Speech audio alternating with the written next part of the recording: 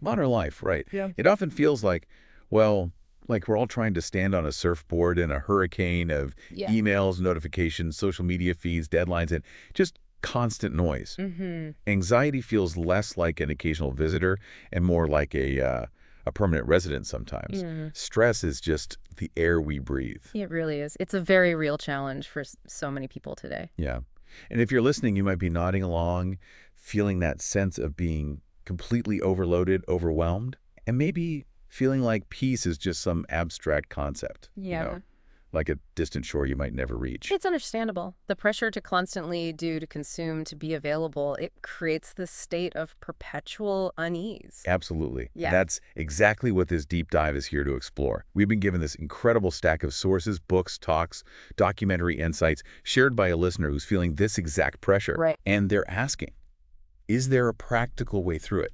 Not just, philosophical ideas to ponder, but real actionable steps based on the profound teachings of Zen master Thich Nhất Hạnh that they can actually weave into their actual messy, busy daily life starting today. Yes, the mandate for this deep dive is really clear.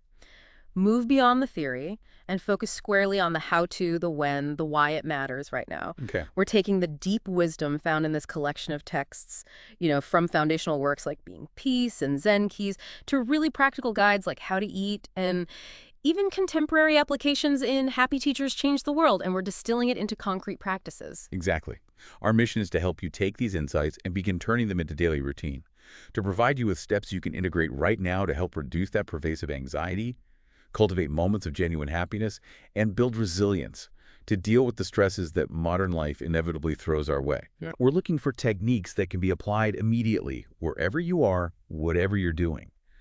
Think of this as unlocking a practical toolkit for navigating the chaos, straight from the heart of Thich Nhất Hanh's teachings. And we'll be pulling directly from the examples and the explanations provided right in these sources, focusing on the tangible actions and their immediate purpose and benefit for you. Okay, so if we're talking about practical steps to transform anxiety and cultivate peace in the midst of all this modern busyness, where do these sources say we should even begin? What's the absolute starting point, the most foundational practice? Well, the sources are very, very clear on this. The absolute foundation, the core practice that pretty much everything else builds upon and returns to, is bringing awareness to the breath. The breath. Okay. It sounds so simple, almost too simple maybe. Is it really that central? It really is. It's repeatedly emphasized across these texts. Happy Teachers Change the World, for instance, describes it not as controlling the breath, but simply contacting it. Contacting it. Yeah, you're not trying to change how you breathe, make it deeper or slower unless you choose to. You're just becoming aware of it, noticing the sensation of the air flowing in and out, feeling the gentle rising and falling of your belly, or maybe the subtle feeling of the breath in your nostrils or your chest. Oh, okay. It's about greeting the breath as it is, right here in this very moment. And I remember seeing that simple verse, the gāthā, that helps you connect with it. Breathing in, I calm my body. Breathing out, I smile. That's from Present Moment, Wonderful Moment. And Being Peace. Yes, exactly. It's a simple but profound verse that pairs awareness with intention. So as you breathe in, you might silently say or think, breathing in, I calm my body. Right. And Present Moment, Wonderful Moment offers this beautiful analogy. This line is like drinking a glass of cold water on a hot day. You immediately feel that sense of cool refreshment and calming spread through you. Oh, I like that. Then, as you breathe out, breathing out, I smile. And the sources really emphasize the physical act of smiling, even if it's just a slight, gentle smile. Present Moment, Wonderful Moment notes that smiling actually relaxes hundreds of muscles in your face. Wow, really? Yeah, it's a physical act that influences your internal state, helping you feel more at ease, more in control, more like the master of yourself, as the text puts it. And the second part of that verse from Present Moment, Wonderful Moment. Dwelling in the present moment, I know this is a wonderful moment. It really grounds the practice, doesn't it? Exactly. It brings you fully into the now. The breath is your anchor precisely because it is always happening in the present moment. It's never in the past or the future, right? Right, of course. Happy Teachers describes the breath as an anchor, a trusted friend, a safe refuge that is always available to you right here, right now. It's the most accessible bridge between your body and your mind. A bridge between body and mind. It instantly helps to center them both and bring awareness to how you are actually feeling in this moment. It's a direct route to calming, resting, and relaxing your physical and mental state amidst the swirl of activity.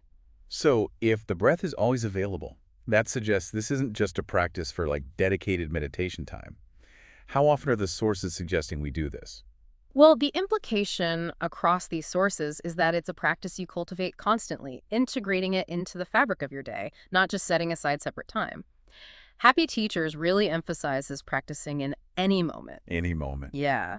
And one key technique for integrating mindful breathing throughout the day, mentioned in several sources like Plum Village, The Art of Power, and Present Moment, Wonderful Moment, is using the sound of a bell. The mindfulness bell. Yes, I've heard of that. That's a distinctive practice. Right. And it doesn't have to be a physical bell. It could be the sound of a clock chiming, or even just the sound of your computer making an alert. Oh, interesting. The sound becomes a signal to stop whatever you're doing, whatever you're thinking, whatever you're saying, and simply return to your breath for a few cycles. Stop and breathe. Just stop and breathe.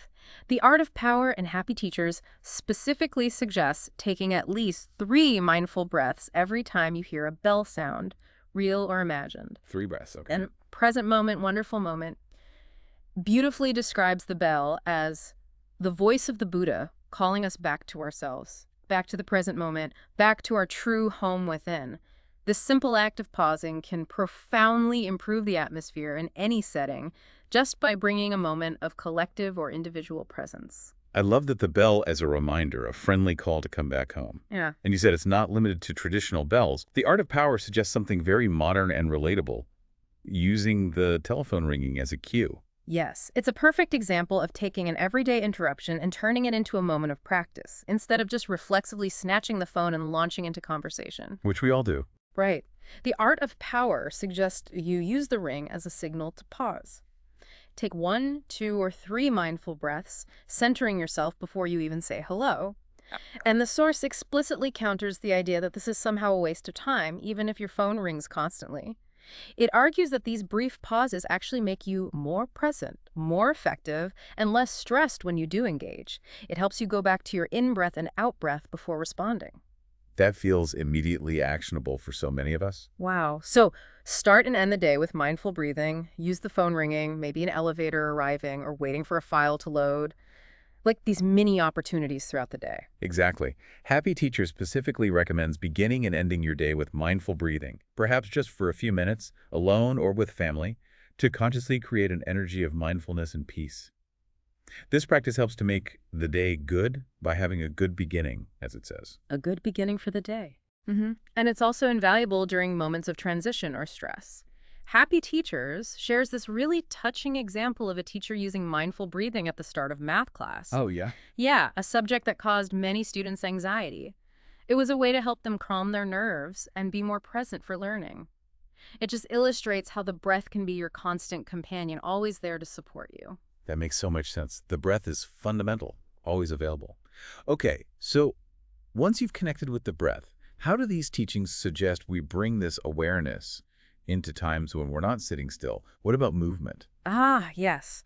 That naturally leads us to mindful movement, specifically mindful walking and sitting, which are core practices detailed in sources like The Art of Power and Happy Teachers. Mindful walking, is that different from just, well, walking? How does that work? Fundamentally different, yes. The Art of Power describes it as walking in your natural way, at your natural pace, but with a profound awareness of every single step you take. Every step.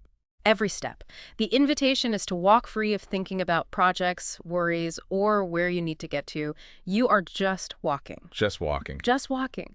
The source suggests you can coordinate your steps with your breath, if that helps. Maybe taking 2 steps on your in-breath and 2 on your out-breath, silently saying in, out, out. Not aloud, but feeling it with your feet. Saying it with your feet. That's a very evocative image. It really grounds you in the physical sensation, doesn't it? It does. It brings your attention right down to the soles of your feet, to the contact with the earth. The Art of Power uses this beautiful poetic phrase, touch the ground as if I am kissing the earth with my feet, with a lot of love. Kissing the earth with your feet. Wow, that's beautiful. So what's the purpose of walking like this, step by step with such awareness? It's deeply liberating, actually. The Art of Power says every single step taken mindfully helps you reclaim your freedom from the relentless cycle of projects, anxieties, and planning. Freedom from projects. I could use some of that. Right. And being peace speaks of it as a way to print peace and serenity on the earth with your steps, rather than the hurried, anxious energy that often accompanies our walking. It also helps to develop stability, not just physically, but stability in your consciousness. Stability. And Savor adds that mindful walking helps you genuinely enjoy each step for its own sake, rather than just seeing walking as a means to arrive somewhere else. So this isn't confined to like a designated meditation garden or something. You can do this walking to the subway, to the bus stop, across the office, even just to the kitchen. Absolutely. The Art of Power explicitly states you can practice this anytime you walk, even just a few steps. The aspiration is to learn to walk like a free person, unburdened by worries, rather than, a slave driven by tasks. You can turn any walk, no matter how short or mundane, into an opportunity for presence and liberation. That significantly expands the potential for practice throughout the day. That's great. Okay, what about mindful sitting? Mindful sitting or sitting meditation is equally crucial. Happy Teachers emphasizes that establishing a regular daily sitting practice provides a very solid foundation for your entire mindfulness journey. Right. It's where you consciously cultivate calmness and concentration in a more focused way. And for someone new to sitting, where do they start? Because it can feel, well, challenging to just sit still sometimes. Oh, definitely. The advice is to start small and build consistency. Happy Teachers recommends beginning with just 5 to 10 minutes each day. 5 or 10 minutes. Okay, that feels doable. Yeah. And the sources suggest choosing a specific, consistent place to practice it. Could be a corner of your room, a dedicated cushion, or even just a specific chair. Practicing at roughly the same time each day also helps to create a positive habit energy around the practice. Ah, the habit energy. While sitting, the primary focus is simply on your mindful breathing, just as we discussed, noticing the in-breath and out-breath. The Art of Power confirms you can sit comfortably in a chair with your feet flat on the floor or in a cross-legged position on a cushion. The key is really stability and ease.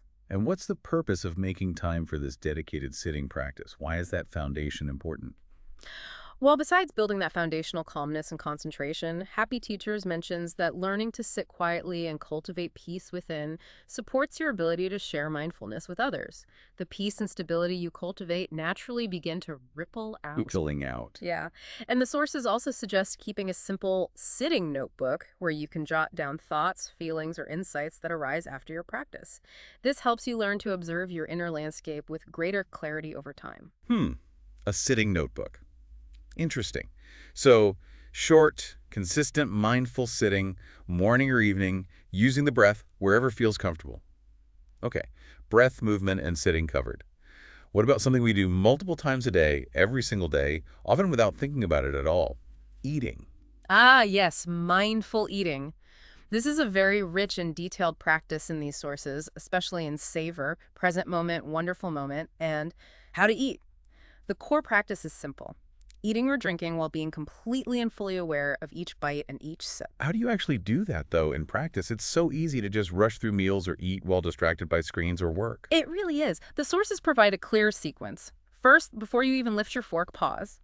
Savor suggests breathing in and out a few times. The purpose is, and this is a quote, so that you can be one with the food you are about to eat. Be one with the food. That sounds almost poetic. What does that mean, really? It is poetic, but also practical. It's about connecting with the food before consuming it, establishing a relationship with it, you could say. Then, before starting, you can recite the Five Contemplations or a similar grace or prayer that resonates with you. This practice is mentioned in Savor, chanting from the heart, and How to Eat. Okay, the Five Contemplations. What do those involve? Sounds a bit formal. They can seem that way, but they're really a way to bring gratitude and deep understanding to the meal.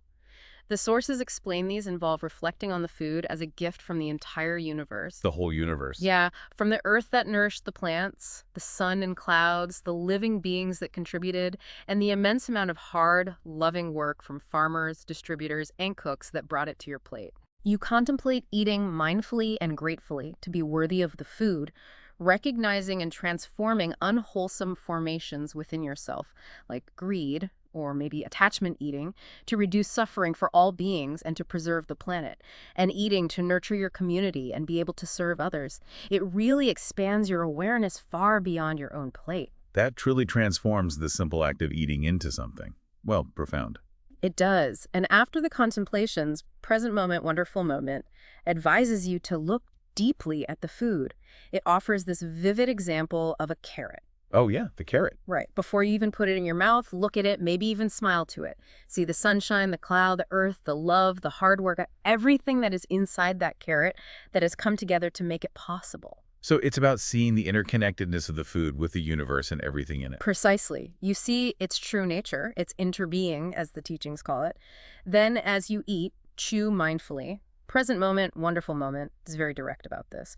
While you are chewing, your focus should be only on the food you are eating. Only the food. No multitasking. Right. Do not think about your projects, your worries, or anything else. Just enjoy chewing that carrot, seeing it as a miracle. The sources encourage you to take your time with your food. Every minute of your meal should be happy. That sounds like a significant challenge in our busy, multitasking culture. A real discipline. It is, absolutely. And that's exactly why the practice is so powerful. It carves out a space of presence in what is often a typically mindless activity. Savor reminds you to simply enjoy the sensory delight of the food, its taste, texture, smell, and then finish the meal with gratitude. How to eat emphasizes being grateful not just before, but also for having had the nourishment. And the overall purpose behind cultivating this mindful relationship with food. Why put in this effort? Well, it allows you to fully appreciate the food, the energy it provides, and all the effort and conditions that brought it to you. You develop a deep understanding of its connection to the universe and other beings, fostering this sense of gratitude and interconnectedness. Savor and the heart of Buddha's teaching make a strong case that this practice supports the health and well-being of both your physical body and your spirit. It allows you to eat with compassion and understanding, transforming what could be a purely functional act into a nourishing spiritual experience. When can someone practice this? Is it only for special quiet meals? Or can you do it with, like, a quick sandwich at your desk? Savor is clear. You can practice it at any meal, any snack, or even when you pause to take a sip of water. Even one mindful bite or sip is a practice. Okay. And you can choose to practice mindful eating alone, or happy teachers suggest trying mindful meals with others, family, colleagues, or friends to build that collective energy of presence around the table.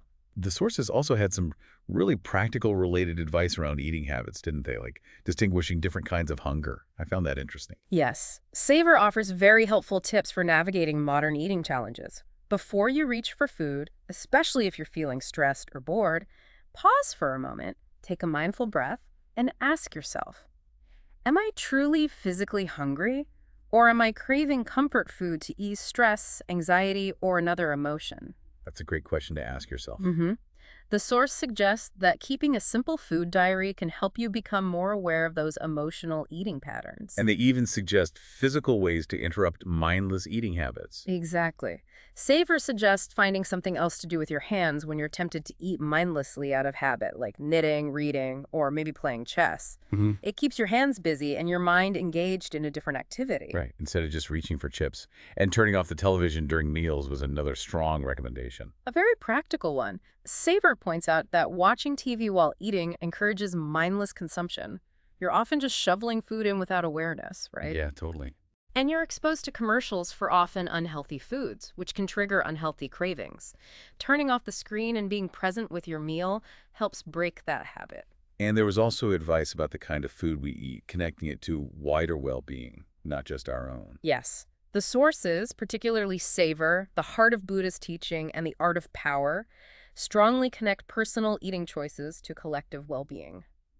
There's a clear recommendation to eat in a way that preserves the planet and minimizes the suffering of other beings. Which often leads to talking about a plant-based diet. It often does, yes, suggesting looking into it as a way to reduce suffering and support the planet. And the heart of Buddha's teaching uses very direct language when discussing consuming toxins like smoking or drinking alcohol. It describes it as eating your own lungs, your own liver, your own heart. Wow, that's blunt. It is, and it goes on. If you have children, it's described as eating your children's flesh because they need you to be healthy and present. It's a powerful, immediate link between your consumption and interconnected suffering and well-being. That certainly adds a profound layer to the mindful aspect of eating. It's not just about the experience of the meal, but the impact of the choices. Yeah. Okay, so we've covered these core daily activities: breathing, movement, eating. What about when difficult emotions arise, like anger or suffering, which are huge sources of stress and anxiety for so many?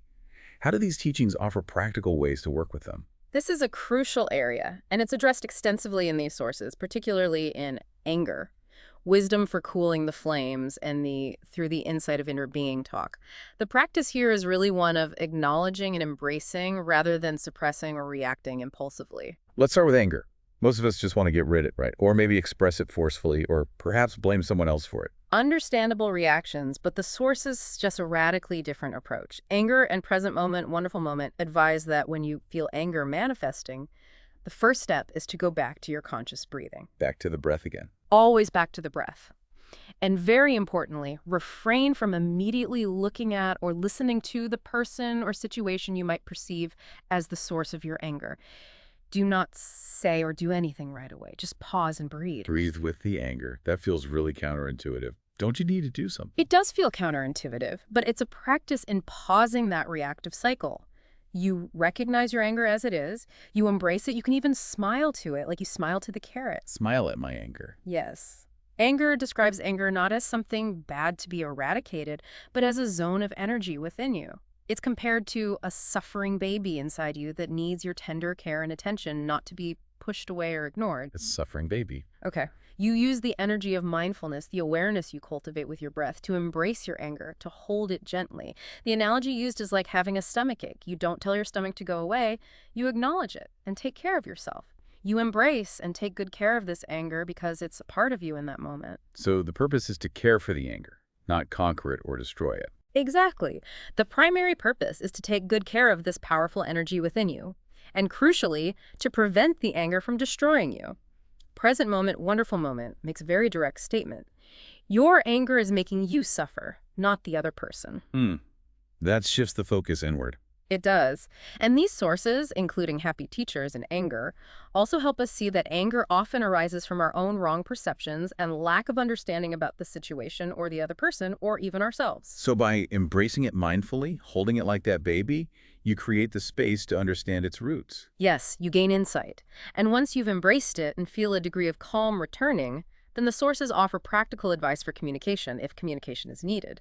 Anger suggests that sometimes it's actually safer and clearer to write a letter first, even if you never send it. Write a letter. Yeah. In the letter, you can be perfectly honest about what made you suffer while consciously practicing calm, loving kindness, and clear language in your writing. That sounds like a way to process and express without the heat of the moment leading to hurtful words. Precisely. And if you are ready to speak directly, anger provides what it calls the 3 sentences for communicating your suffering to the other person. The 3 sentences. Okay, what are they? They are, first, darling, I suffer, and I want you to know it. This is an acknowledgement of your own state, not an accusation. Okay, vulnerable. Very. The second sentence is, darling, I am doing my best, often implying my best not to blame you and suffer so much. And the third is, I feel that I need your support and your help to get out of the state of suffering of anger. Wow. That's powerful. It is. The source notes that speaking these sentences can reassure and relieve the other person, inviting connection rather than escalating conflict. Those sentences are incredibly vulnerable and really shift the dynamic from blame to shared humanity and a request for support. Amazing. They do. It's a practice in compassionate communication rooted in self-awareness. Now, moving beyond anger specifically, there's the broader topic of suffering itself, which is central to the path. Through the insight of interbeing makes a fundamental point. The very first step in working with any suffering is simply to acknowledge its presence. Acknowledge that you are suffering. Don't pretend you're okay when you're not. Exactly. If you try to deny or suppress your suffering, the sources say you have no chance in order to transform it. You simply state there is a depression, or anxiety is present, or sadness is here, or, as the source phrases it, a depression has come to settle in. That simple acknowledgement is the first step. Just naming it. Just naming it. The second step is having the courage to look at it, to listen to it, to embrace it, just like the anger. So just naming it and being willing to be with it, not push it away. Yes. And the purpose is clear. You cannot transform something you refuse to see. Is nothing. Something. And happy teachers explain that genuine compassion is born from understanding suffering first, profoundly, in yourself. And then, from that understanding, being able to see and understand suffering in others. No mud. No Lotus highlights this beautifully, emphasizing that suffering is not just something to be endured. You can actually make good use of it. Make use of suffering. Suffering can become the mud that nourishes the lotus of understanding and compassion. It helps to heal you and empowers you to help others heal. That gives suffering a purpose, a potential for transformation, rather than just being bad. So when suffering arises, the practical step is just stop and pay attention. Is that it? Yes. When suffering manifests, the sources advise stopping what you're doing and attending to it mindfully. The heart of Buddhist teaching suggests facing your feelings with care, affection, and nonviolence. Care and affection towards suffering. Yes. You can say hello to your feeling, like greeting a visitor, to get to know it better. The sources clarify that while you are those feelings in that moment, you don't need to be intoxicated or terrorized by them. Mindfulness helps you be present with the feeling without being completely consumed by it. That connects back to the breath, doesn't it? Using the breath as the anchor while acknowledging the storm of the difficult feeling. Precisely. The breath helps you stay grounded and present with the feeling without being swept away by it. Now, having explored caring for our own inner landscape of emotions, these teachings place immense importance on how we connect with others. Right, because we don't live in a vacuum. And that brings us to practices like deep listening and loving speech. Exactly. These are twin practices, really vital, detailed in sources like Happy Teachers, The Sun My Heart, and Chanting from the Heart. Deep listening is listening with the sole purpose of allowing the other person to empty their heart, free from judgment or the need to respond immediately. And loving speech is speaking truthfully, but using words that build trust and inspire confidence, joy, and hope. How do you practice deep listening, especially if the other person is saying things that might be harsh or based on misperceptions or just plain wrong? That sounds really hard. It is hard. It takes practice. Happy Teachers gives very practical guidance here. You listen without interrupting. Even if the other person is saying difficult things or expresses wrong perceptions about you or the situation, you breathe mindfully. Keep breathing. Keep breathing. This mindful breathing helps you stay protected from irritation and allows you to let go of your own immediate reactions. Your only purpose in that moment of deep listening is to help them release their suffering by speaking, to empty their heart. Just let them talk. Just let them talk. The source explicitly warns that if you interrupt or try to correct them, you will ruin the session and turn it into a debate. You can offer information or corrections later, perhaps in another conversation, but the time dedicated to deep listening is purely for them to speak and be heard. That requires a significant amount of self-control and presence, staying anchored in your breath while listening to potentially difficult things. Wow. It does. It's a practice of cultivating compassion and patience through mindfulness. And chanting from the heart adds an important point. When anger or a strong negative emotion is manifesting in you, you are determined not to speak. Don't speak when you're angry. Right. Instead, you return to practicing mindful breathing and walking to care for your own emotion first. So you take care of your own state before attempting to engage in potentially difficult communication. That makes sense. That's the practice. The purpose of deep listening and loving speech is profound: to relieve suffering, both in yourself and the other person. These practices are essential for promoting reconciliation and peace. Reconciliation. Yes, they help you understand the suffering that is present in the other person and, crucially, allow you to see how their suffering might be contributing to your own and vice versa. Happy Teachers notes that even practicing deep listening for just half an hour or an hour can bring significant relief and transform your relationships, both at home and at work. Just half an hour. Can make a huge difference. And it emphasizes that being able to listen deeply to your own suffering with compassion is essential before you can truly listen to others. So it starts internally, ripples into one-on-one interactions, and then extends outwards into community. These teachings place great importance on the idea of sangha, don't they? The community. Yes, the sangha, the spiritual community, is considered absolutely vital to the practice. Savor and Happy Teachers describe it as a community of like-minded practitioners who support each other on the path. Why is community so important for individual practice? Can't you just practice mindfulness on your own? Well, while individual practice is essential, these sources highlight the incredible power of collective energy. Savor and Happy Teachers explain that when people practice together, breathing, sitting, walking, eating mindfully, a very powerful collective energy of mindfulness is generated. Collective This collective energy is like a strong current that can support you and help you continue your practice, especially during times when your individual willpower might be weak or when you feel discouraged. Savor points out that the Buddha himself taught that it is primarily within a sangha that you can truly realize the Dharma, the teachings. You need the support and energy of your social environment.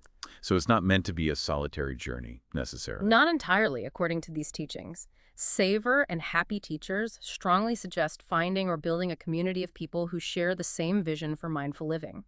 Practice together, share mindful meals, walk together, sit together. Right. And happy teachers beautifully illustrates the ripple effect. The transformation that happens in your own life and within your immediate community of practitioners can spread outward, positively affecting the families of colleagues, students, and others you interact with, helping to spread peace and joy more widely. That's a powerful vision. The principle is summarized as the way out is in. Personal transformation is the key. But the community strengthens and supports that inner work. Moving from individual peace to collective peace. Are there specific practices mentioned within these communities for healing conflict or difficult relationships? Yes, sources like chanting from the heart and happy teachers describe practices specifically designed for this, such as beginning anew and also hugging meditation. Hugging meditation, that sounds particularly interesting. What does that involve? Chanting from the heart describes it as two people coming together, perhaps taking each other by the hand or offering a hug, and then taking 3 conscious deep breaths together, being fully mindful of the embrace and the other person. It's a very direct, embodied practice of presence and connection. 3 breaths together and a hug. Simple, but sounds profound. It can be. And the sources also connect practices like beginning anew, which involves expressing regret, listening deeply, offering appreciation and forgiveness to a deeper sense of inner being. There's this idea that the peace and joy you cultivate and share in the present moment, even with someone you might have been estranged from, is also the peace and joy of your ancestors and those who have passed away. It's a practice that extends connection and healing across time and relationship. It sounds like a very embodied way to practice forgiveness and presence. Okay, so we've covered breathing, moving, eating, working with emotions, connecting with others. What about simply resting and caring for the physical body itself? Where does that fit in? Yes. That brings us to the practice of deep relaxation and body scanning. Chanting from the heart states very clearly that allowing your body to rest is very important, emphasizing that when your body is at ease, your mind will naturally tend towards peace. Makes sense. So how is this practice described in the sources? How do you do deep relaxation? The heart of Buddhist teaching, chanting from the heart, and the art of power describe it as lying down or sitting in a stable, comfortable position. Then, using your mindful breathing as a guide, you systematically bring your awareness to different parts of your body, scanning from head to toe. Head to toe. You might focus on your forehead, brain, eyes, jaw, neck, shoulders, arms, hands. Then move through your chest, heart, lungs, abdomen, back, hips, legs, and feet. Just bringing gentle attention to each part. So you're just noticing each part, not trying to change anything. You're noticing, yes. And as you focus on each part of your body, you breathe out and smile to it. You embrace that part with your mindfulness, sending it love, gratitude, and care. Happy Teachers highlights that this conscious attention helps you to identify and release tension held in different parts of the body. Smiling to your feet. Smiling to your feet, your liver, your heart, yes. What are the benefits of this systematic relaxation? Why scan the body like this? The sources point to significant benefits. It allows your body and mind to rest deeply and heal. It strengthens the mind-body connection, helping you become more aware of physical sensations and how they relate to your mental state. And the art of power explains that rooting your attention in the body through practices like this helps you handle strong emotions. It's like focusing on the solid trunk of a tree during a storm, rather than being tossed about with the wildly swaying branches of your thoughts and feelings. It's fundamentally about taking good, conscious care of your physical body. That tree analogy is helpful. How often should someone try this? Does it take a long time? Chanting from the heart suggests practicing it often. A full body scan can take around half an hour, maybe a bit less. But even dedicating just 5 to 10 minutes can be very beneficial for relaxing your body and mind. 5 or 10 minutes again. That seems to be a recurring theme. Start small. Exactly. You can choose to do it when you wake up in the morning, before you go to bed, or during a short break during your day. You can adapt the length of the practice to fit the time you have available. The sources also briefly mention integrating mindful physical movements, beyond just walking, like the 10 mindful movements they describe, as another way to connect breath and body awareness and cultivate ease. So whether you're breathing, walking, sitting, eating, dealing with difficult feelings, connecting with others, or simply resting the body, the thread of mindfulness, presence, and self-care runs through absolutely everything. That's the core insight these sources offer, yes. They show that mindfulness isn't just one isolated activity, but a quality of awareness you can bring to every aspect of your life. And this leads to a crucial point you mentioned earlier, that these aren't just tools to get somewhere else, like just a means to reduce anxiety or become happy eventually. Exactly. Happy Teachers makes this point very powerfully. These practices are not merely tools for an outcome, they are the path itself. They are the path. Yes. By practicing, by bringing mindfulness to your breath, your step, your meal, your emotion, you can touch happiness, peace, and well-being right away in that very moment of practice, even as a beginner. Mindfulness isn't something you do to become peaceful in the future. It's a way of living that cultivates peace right now. You're always cultivating this way of being. That completely reframes the effort, doesn't it? Yeah. The peace isn't the reward for practicing, it's inherent in the practice itself. Wow. Yes, And this connects beautifully with the metaphor of watering seeds found in Savor and chanting from the heart. watering seeds. Tell me more about that. These sources explain that our consciousness is like a garden containing countless seeds, both wholesome seeds like compassion, joy, peace, understanding, and hope, as well as unwholesome seeds like anger, fear, despair, attachment, and pride. Okay. Your daily mindfulness practice, mindful breathing, walking, eating, listening, is how you consciously water the positive, wholesome seeds. When you breathe mindfully, you water seeds of calm. When you listen deeply, you water seeds of compassion. By giving energy to these positive seeds, they grow stronger and flourish. Oh, I see. And as they grow stronger, their presence naturally helps to weaken and transform the unwholesome seeds. So you're actively cultivating your inner garden, choosing which seeds to water, which plants to tend. Precisely. Chanting from the heart encourages you to consciously plant your heart's garden with good seeds through your practice. And finally, although we've focused on the practical, the sources like Zen Keys, The Sun My Heart, and Nothing to Do, Nowhere to Go do point towards the idea of moving beyond concepts. Beyond concepts. Meaning that true understanding, sometimes referred to as true mind, doesn't come solely from intellectual concepts or theories about reality, but from directly seeing into the true nature of things through lived experience and practice. Like seeing the entire universe in the carrot through mindful looking, not just having the intellectual idea of inner being. That's a perfect example. Mindfulness helps us move beyond the conceptual slicing and dicing of reality, which Zen Keys calls false mind or vikalpa. This conceptual thinking often creates separation, discrimination, and thus suffering. By practicing presence, you start to see things more directly, more fully, without the immediate layers of mental labels and judgments that can cause pain. The sources remind us that the Dharma, these teachings, aren't just abstract lectures or books. Nothing to do, nowhere to go, states it's a matter of breathing, walking, eating, and living every moment in peace and joy. So the deep dive is into the practical living experience of these teachings, moment by moment. That is the heart of the invitation from these sources, yes. To live the path, not just think about it. This has been incredibly insightful and, most importantly, so practical. We've really walked through bringing awareness to the breath as the anchor, integrating mindfulness into walking and sitting, transforming our relationship with food through mindful eating, learning to embrace and care for difficult emotions like anger and suffering, deepening our connection with others through listening and community, and finding rest and healing through body relaxation. These are concrete, actionable steps derived directly from the sources you've shared.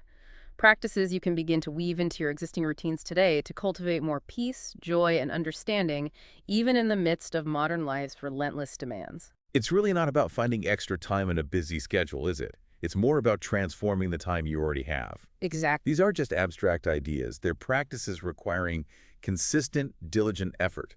But the promise from these sources is that the benefits doing, the feeling of being calmer, more present, more alive, can be felt immediately in the moment of practice.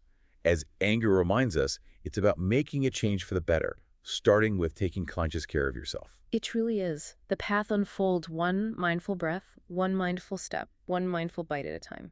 So as we bring this deep dive to a close, let's pause with a final thought, one that connects back to that idea from the sources that suffering, often arises from our own wrong perceptions, and that mindfulness helps us see things more clearly as they are, free from those clouded views. Mm. If suffering can be transformed by understanding, and that understanding blossoms when we look deeply with mindfulness, what suffering in your life today, right now, could begin to dissolve just by simply acknowledging its presence and breathing with it, with a little care and attention.